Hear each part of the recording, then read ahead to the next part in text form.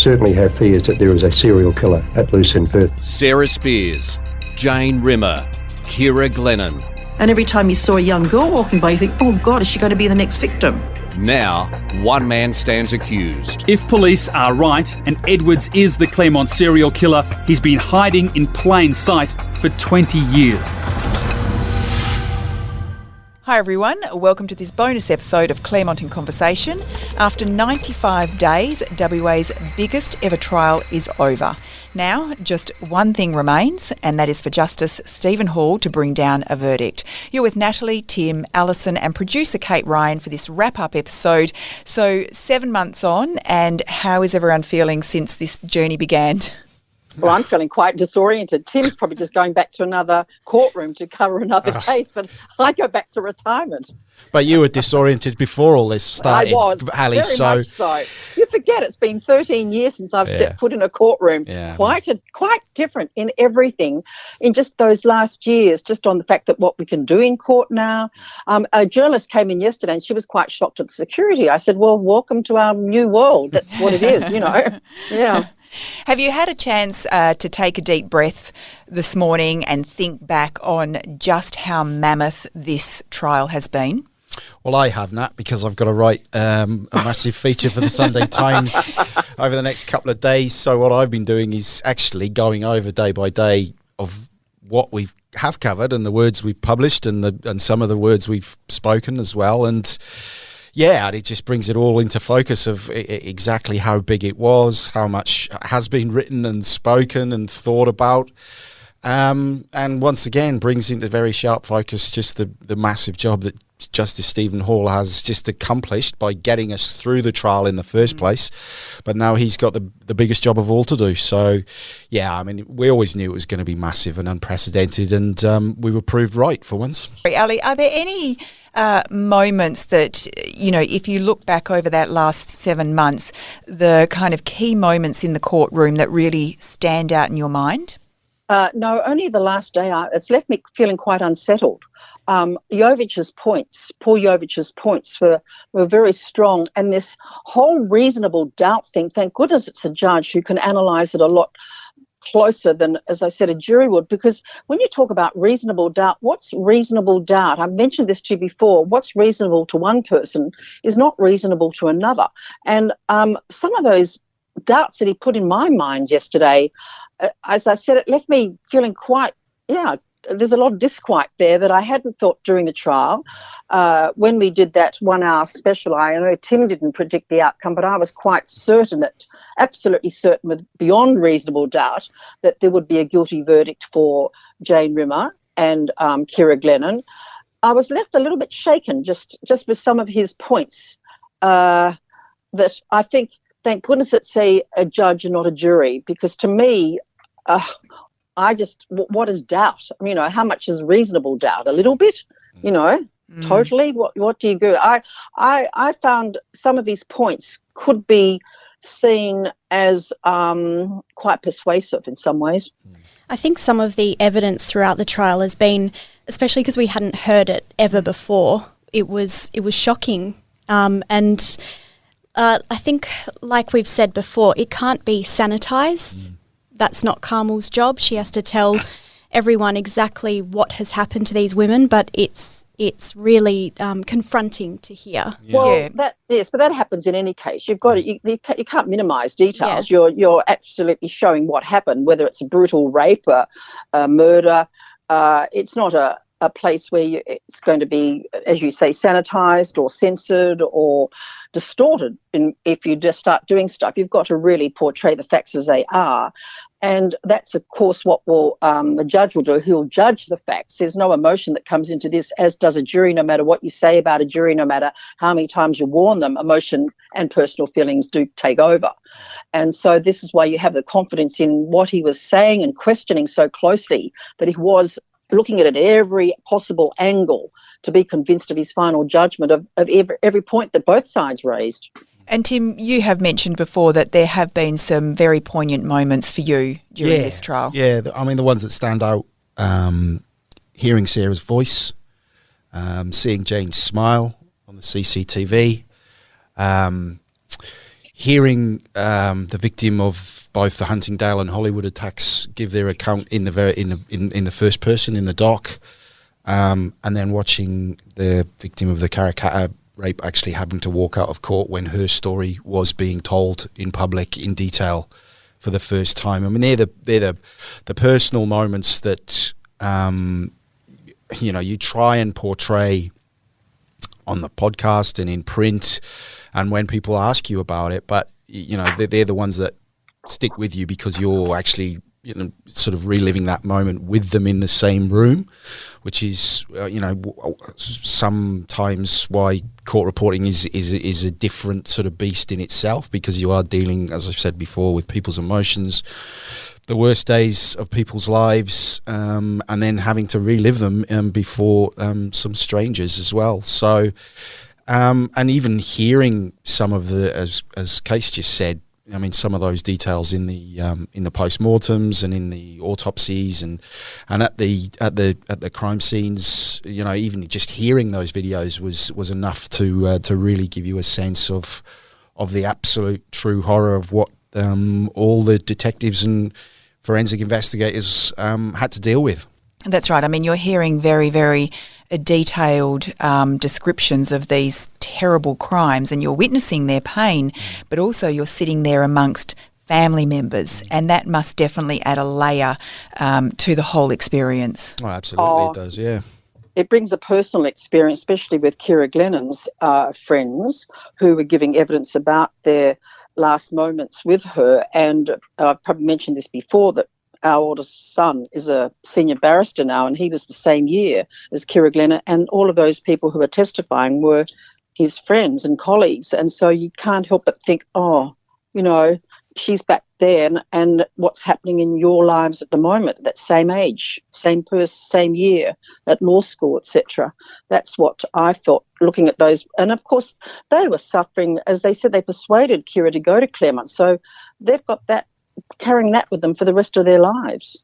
And do you think people who have been listening in and people who have been following this case very closely, do you think they have also got caught up in that sense of familiarity, that they really also feel quite connected?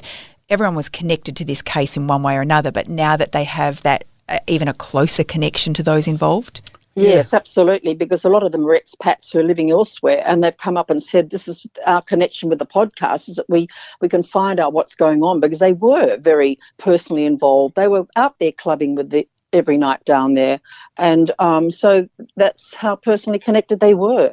Yeah, and Perth at the time in the mid-90s wasn't as big as it was now, but I mean, it's a cliche for those of us who live here that it's a big country town, and there are cross connections that you inevitably know someone who knows someone who knows someone, and that's just been brought home to me as someone who's a relatively new person, having only lived here for 19 years. That is truly what Perth is, and one of the things that makes Perth a wonderful place to live. But what changed Perth in those 14 months, and hearing the testimony of particularly those who knew Ciara and Jane and Sarah the best. Obviously their lives changed forever on those days, but the whole of Perth changed and shifted, matured in some way, I suppose, but was also darkened a little bit as well by what happened to those three young women. And then the mystery of it just lingered and lingered and lingered for so long that everyone still felt attached to the case because there was no resolution. And now here we are at the end of the trial that many thought would never happen. And it has happened now, and we've all lived through it and sat through it. And the connection is still there because, well, we could see it every day because so many people were turning up in person.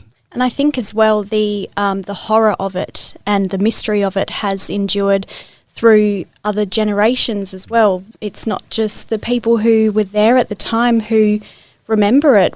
Other people have grown up knowing about it. So it's endured through, I guess, young people now, and they're interested in finding out what happened to the women who are now I guess, similar ages to what they are now when they died. Yeah. And why do you all think that it has resonated so much broader than, here in Western Australia, Australia-wide, but also, many countries around the world, people are tuning into this.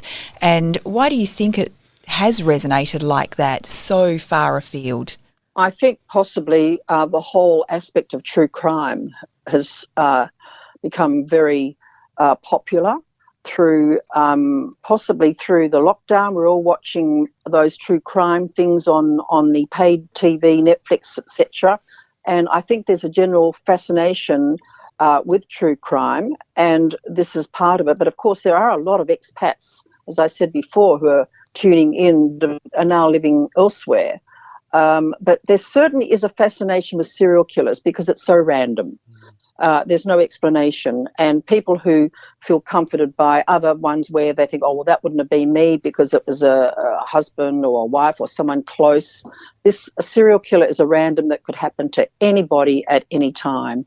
And I think there's some sort of morbid fascination with that type of crime. Yeah, and you take, if you try and take yourself geographically out of it and just look at the elements of this story and these crimes, and then the investigation and the trial that came at the end of the investigation. So you've got 3 young women, completely normal, all snatched randomly, but all connected by where they were snatched from.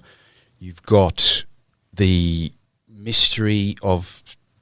enduring mystery of where Sarah is, the horror of the 2 girls' bodies that were discovered, then the length of time. And we've discussed it on the podcast that sometimes is very frustrating for someone trying to report on the case. There was so little detail. And then out of the blue, seemingly, this arrest happens.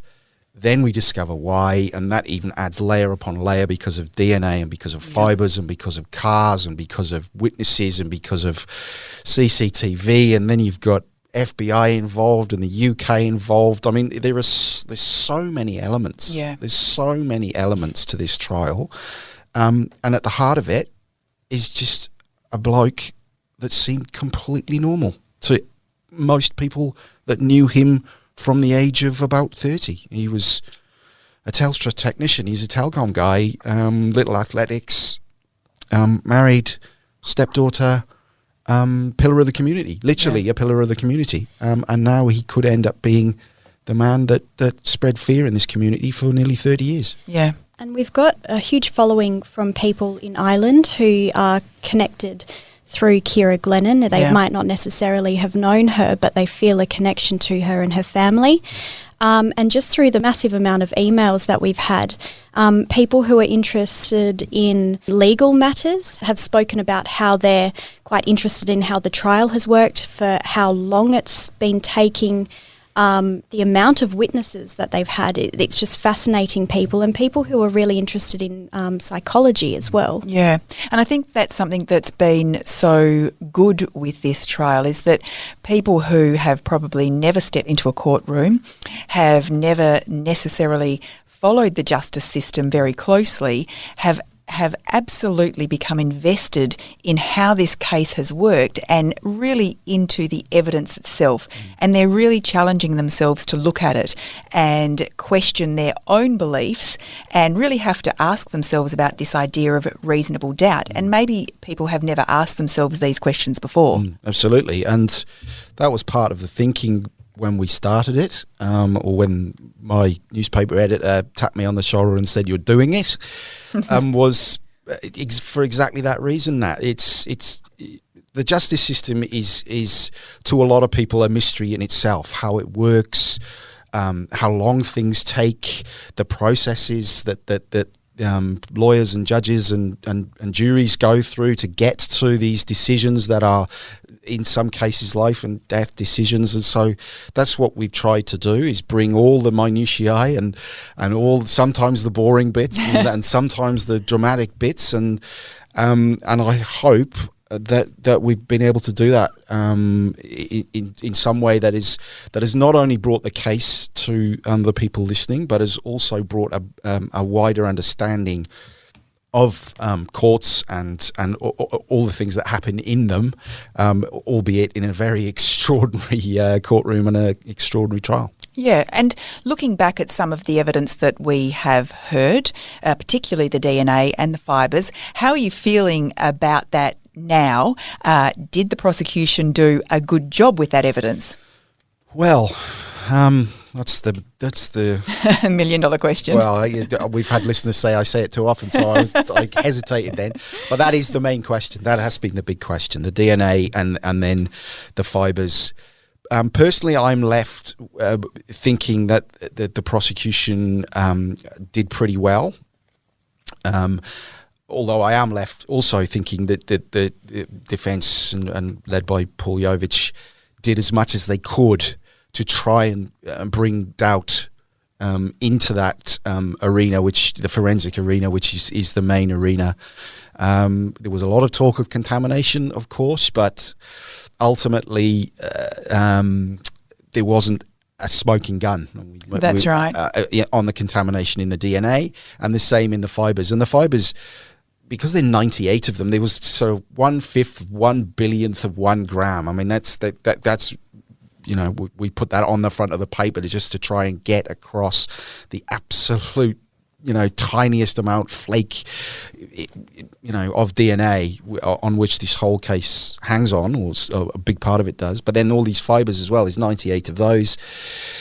And the multiplicity of those, again, it's hard to see or think that Paul Jovich really did a massively stellar job in trying to convince Justice Hall that all of them might have got there through some, amazing coincidence. Yeah, and I think, like you said, a lot of people were waiting for that smoking gun. Didn't happen. No. What about you, Ali? What are your thoughts on how well the evidence went in relation to fibres and DNA? Well, as I said, I was convinced up until the last few days, and even so, this morning I've just come back from Claremont. I'm in that area all the time, and now I'm sort of looking at the whole neighbourhood in a different light. I'm looking at where she went and where this one went, and I'm even looking at cars and thinking, well, did I see that had a logo on it? Because there was a lot of things that you think, well, how could none of those people have seen a logo? But then again, lighting and maybe different things. So it certainly does distort your entire sort of being for the way he put it, Paul Jovich, and certainly has unsettled me in that way. But it's been a torrid time listening to both sides trying to put over their points, and it as you say, it just hinges on a couple of things. The DNA combined with the fibres, combined with the Karakata rape, but each one on their own, there would be doubt. Yeah, and that's the point, and that's the point that Kamal Babagala was really stressing last week. Was you've got to look at it in as a whole, which is why we've just spent 7 months going through the whole thing. But then, Mr. Jovich was saying, but can you be sure? Can you be sure? Can you be sure? And then you put those doubts together. And do you get are you left with one big doubt? And that's what we'll have to wait a few months to find out. The propensity argument too, I'm not quite sure how convinced or how comfortable Justice Hall is with that whole thing.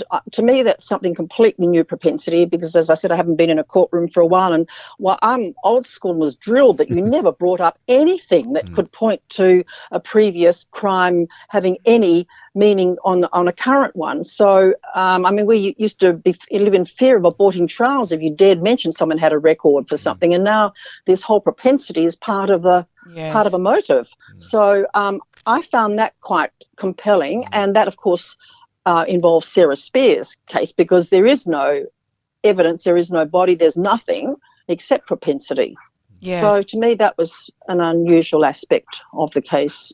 I mean, it has been, a real roller coaster, and at times it's like we've been, the piggy in the middle of the tugger rope, and we're pulling and pulled one way, then the other, and just when you think you've found your side, you've been pulled to the other side. And I feel like just judging from the emails that have been coming through from you all, that's exactly what's been happening. You're on one side, then you're swayed to the other, back and forth. Yeah. Imagine how Justice Hall feels. Imagine how Justice Hall feels. Ali, you said you felt like, quite unsettled today. I wonder how Ms. Barbagallo and Mr. Jovic are feeling today. Tired, Well, I'm I would sure. have thought. Yeah. Lying awake, reliving over if I said that, if I should have said that. Yeah. As you do, yeah. Well, as I've mentioned, Carmel in particular has been quite, very patient with us and obliging when we've asked questions. There are rules around barristers to talking on the record, but you spend enough time around a person and I suppose they begin to trust you, or at least appreciate what you're trying to do in bringing the trial to a wider audience. And that's exactly what Ali just said. She was worried about I've got to cover this, I've got to cover that, I'll make sure I don't miss this. And Mr. Jovic would have been exactly the same, I'm sure, and was asked, for the indulgence of the court, so he could go away and then spend some more time sort of honing his thoughts and really, really getting to the crux of the matter. And look, you have to admire what they've both done. Just the sheer stamina of it, to get through all those witnesses in the time that they did, plus all the technical theories and scientific expertise that they'd have to sort of absorb and then try and not just revise for an exam, but that they're doing it for a reason. It's been a Herculean task. Yeah, absolutely. Herculean. Well, the prosecution too has to anticipate. She can't find out because, of course, once they've done their summing up, she can't get up and rebut or go over unless it's a legal aspect. She can't go over some of the things. They covered a little bit of that at the end, a bit of a niggling, well, you didn't say that originally and that didn't come up there. But they can't go over factually each point. So she had to fully anticipate what the defence was going to say when she finally did her wrapping up and evidence. Paul Jovic, who has the last say, can cover what the prosecution's argument is. But then again, and then the judge, of course, can clarify things, but he shut her down pretty quickly. If you can't say that, you can't do that at the end. So that's his judgment now. And apparently that's a little bit annoying to many people who have been listening to the podcast, because they're almost a bit cranky that it ended that way, but that's just how it works. Yeah, yes, there's we no have a bang. few questions. Kim, there's a lot of questions we'd like to ask. There's no banging of gavels or fireworks, or it was, and it did. I mean, and we all knew the end was sort of nigh. But when it does end, when you've spent that much time thinking about something, writing about something, talking about something, there was a bit of after the Lord Mayor's show last night over a couple of glasses of wine, talking to the other journalists that have covered the case, and then your significant others, and they all want to pick your brains, and the last thing you want to do is go over it all again. But sometimes doing that does give you new perspectives and makes you think a little bit different. So yeah, I'm sort of glad it's over, but not because it's been an amazing sort of thing to be a witness to and a party of. Yeah, and we did touch on this in yesterday's podcast, but you can't help but wonder how the victims' families, how the accused family are all feeling today as well. Well, yeah, I hope we've tried to keep certainly Kira, Jane and Sarah's families in our thoughts and at the sort of centre of what we've done over the last sort of 7 months, and Mr. and Mrs. Edwards as well. They've had a long geographical journey up to court every day, and then having to listen to some of the things that have been said about one of their children can't have been easy. So yeah, I mean, I'm sure there would be a little bit of relief, a little bit of little bit of fear about what's to come, and just a little bit of fatigue having lived through it all as well. Yeah, exactly. Well, the biggest day of all is still to come, isn't it? That's going to be the huge day. That's when right. those verdicts come down, and obviously we're all preparing for programs for that. As you said, Ali, the big day is actually still to come. What are you expecting on that day, the day that Justice Hall calls everyone back into court to finally give his verdict? Well, it won't be quick, I don't think. He'll have to. He might summarise it and then leave his judgment, his written judgment to both counsel. But we are endeavouring to get a camera in court to record his words. Hopefully it'll be in the morning, and hopefully we'll get a camera that will share all of that vision, because I do believe it's in the public interest that we do that to give an accurate report of how he says it and what he says. And that's what we're hoping we'll be able to convey to everyone. Yeah, as just on a practical point, so Justice Hall put it off till September the 24th. We don't think that's the actual date, but it'll be somewhere around there. The court will start at 10 o'clock. We will get all the parties and the reporters will get a little bit of notice about when the actual day is going to be.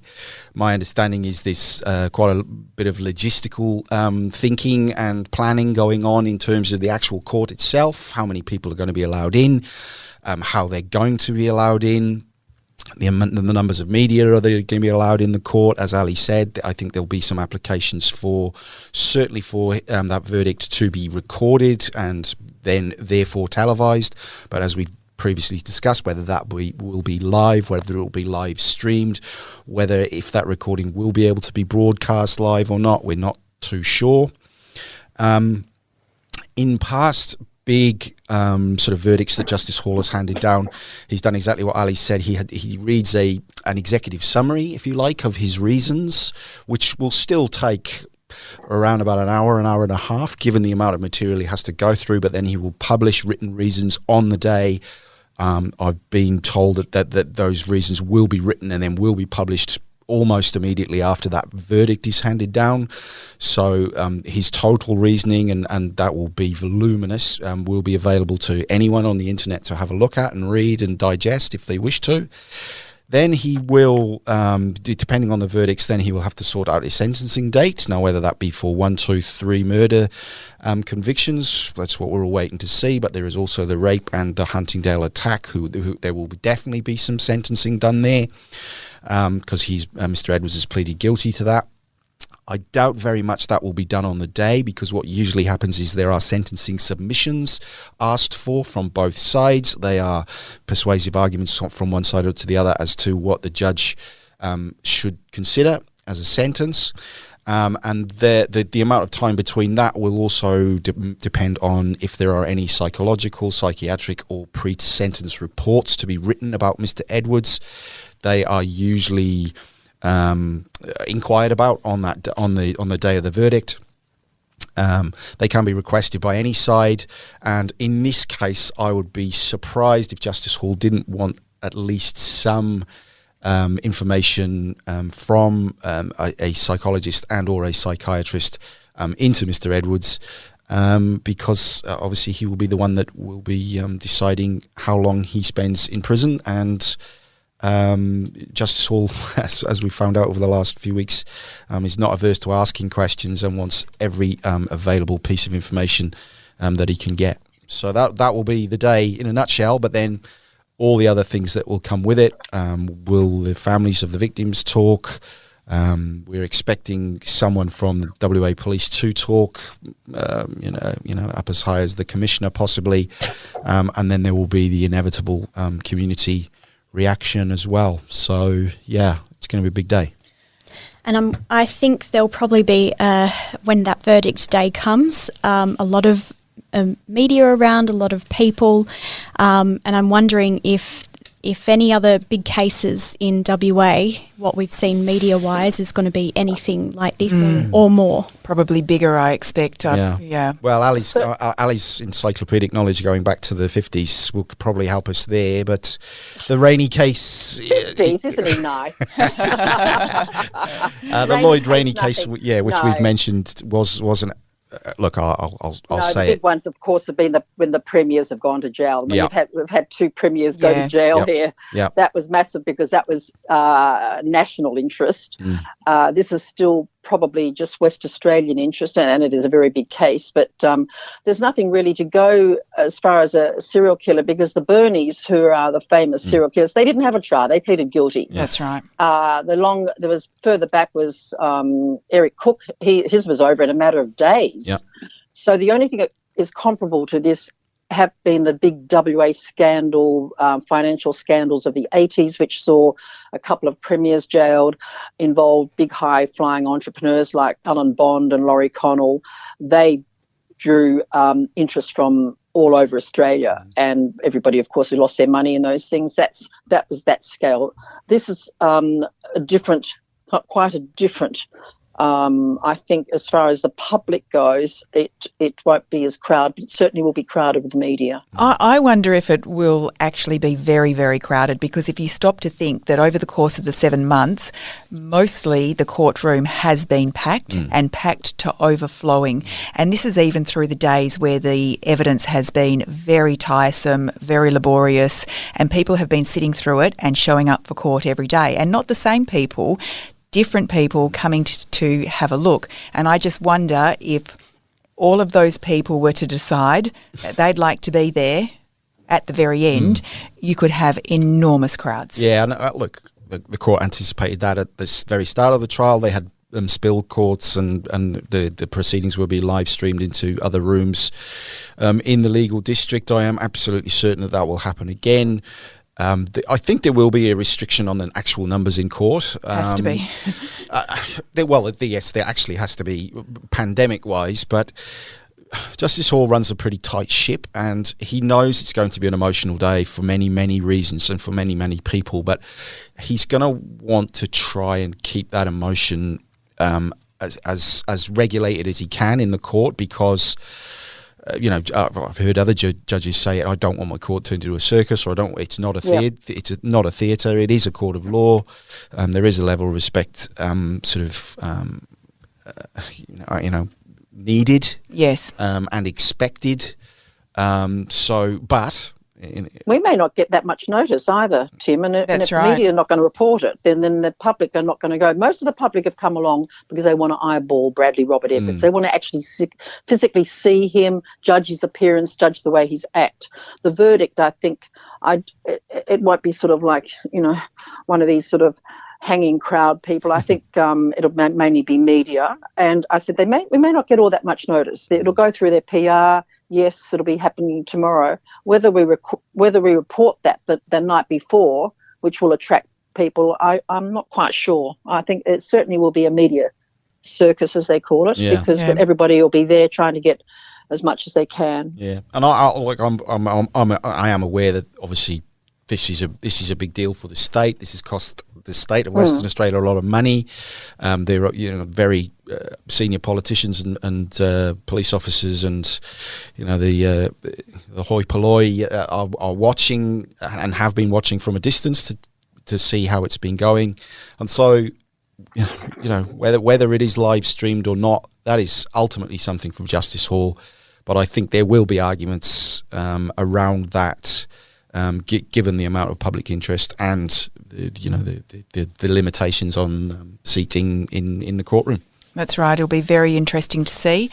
We know that everyone listening is very keenly interested and waiting, and we just wanted to thank you for all your feedback over the past 7 months and your insights, your thoughts. Some of the emails that you've sent us have been incredibly insightful, and we have read them all and we've discussed them all and chatted to each other about them. We've been unable to always, talk about them in the podcast because of time, but it's been really interesting to have you on this journey with us. And before we go, we've just maybe picked one last question out. This is from Kate, and she asks, if Edwards was found not guilty, what measures would be in place to protect him from the public? Her other question is, if found guilty of the Karrakatta rape, which of course we know he's already pleaded to, what sentence could be expected? Well, the first Sorry, question Tim. asks the second question asks the first one. So he has pleaded Yes. guilty, so he is going away. So the only security measures that will be around Mr. Edwards post-trial will be in prison. Yep. And they've been quite strict on him while he's been in prison during this trial because of an incident before the trial where he apparently self-harmed himself with a pencil, and so he had to shift prisons, and he's now basically watched 24/7 as one of the most important and significant prisoners, probably the most significant prisoner in the state. As to sentence to rape, look, I'm not a judge, but I did take the liberty of looking up similar cases from similar times, because that's what Justice Hall is going to have to do. He's going to have to transport himself back in time to 1995, look at the law as it stood then, the maximum sentences as they stood then, and then sentence accordingly. I would be very surprised, given the gravity, given the brutality of that crime. And then you've got Huntingdale as well, which is a completely separate crime, 7 years apart. So he will be sentenced and very probably get a cumulative sentence. So there will be a sentence on top of the sentence. I'll be very surprised if he gets away without a sentence in double figures. Yeah. Absolutely, yeah. Tom Percy QC has written exactly about this in the West Australian earlier this week, and he gave his opinion on it, and he said probably around 15 years, but it's not really completely possible to say. On the other hand of that, he could also be considered a dangerous sex offender and be detained indefinitely. He said, irrespective of what verdicts the court delivers on the murder charges, it's hard to see that there is any light at the end of the tunnel for Bradley Robert Edwards. Yes. Yeah, I think that's fair comment.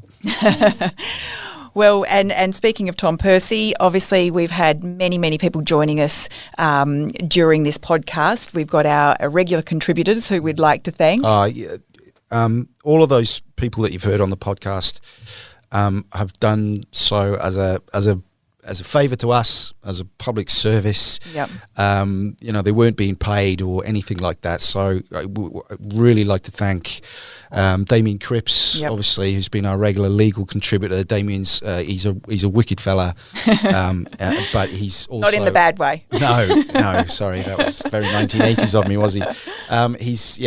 So thanks to Damien, thanks to Tom, Brendan, who was just so insightful. And, very valuable to us, yes. Just made difficult concepts really easy to understand and to listen to. And the listeners, as you said, Nat, they've been amazing. We never really thought we'd get as much engagement as we did. I think that's fair to say. So to all the the regular listeners, regular contributors, regular sort of writers. I've had, so many people write to me, Elmo, Pete, Mr. Blobby. Honestly, these are some other people that have been writing to my personal email via the paper and giving me their feedback. Just thank you for not just adding to the podcast, but making it a big part of the podcast. Absolutely. And of course, a very big thank you to yourself, Tim, who has tirelessly worked through this. And of course, as you all know, Tim would step out of court and start furiously filing for the newspaper, and then sometimes from the car park, because he would literally be locked out of the court because it would be so late. He would phone us in and record the podcast at whatever hour it was that it had to be done. So, Tim, thank you for your absolute diligence. Alison Fan as well, who at times would be flying back along the freeway to get back to Channel 7 to file her story for the 6 p.m. news. Again, while trying to juggle podcast commitments, thank you. And to our incredible producer, Kate Ryan, who has been on this every day from morning till night, across everything, making sure that she kept all of us in line and that we turned up and at the right time and didn't disappear into wherever people were disappearing into. So thank you, of course, for all your hard work. And thank you, as Tim said, for being on this journey with us. We will have some bonus episodes while we wait for that verdict, so watch out for those. And of course, we will be back when that verdict is finally handed down. So we look forward to having your company then when Claremont in Conversation resumes. Bye for now. This podcast is hosted by Natalie Bonjolo, produced by Kate Ryan, and recorded in the studios of 7 West Media. Sign up for daily emails and all the latest on the Claremont trial at thewest.com.au. And if local news delivered differently appeals to you, tune into WA's newest morning show, The West Live with Jenna Clarke. It's talkback radio, but without the interruptions. Listen live weekdays from 8:45 a.m. on thewest.com.au or catch up with the podcast.